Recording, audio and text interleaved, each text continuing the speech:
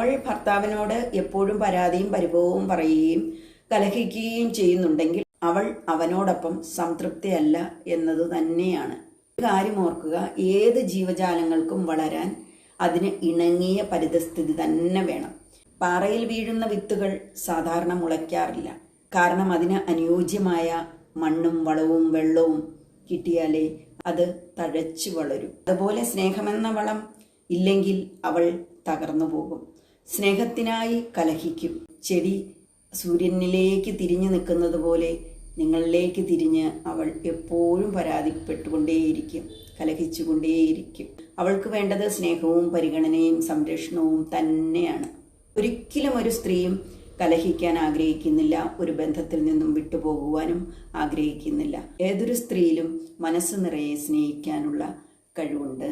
അവളും ആഗ്രഹിക്കുന്നത് തൻ്റെ ജീവിതം ഏറ്റവും ഭംഗിയായി മികച്ചതാക്കി മാറ്റണമെന്ന് തന്നെ ആഗ്രഹിച്ചാണ് നിങ്ങളോടൊപ്പം ചേർന്നത്.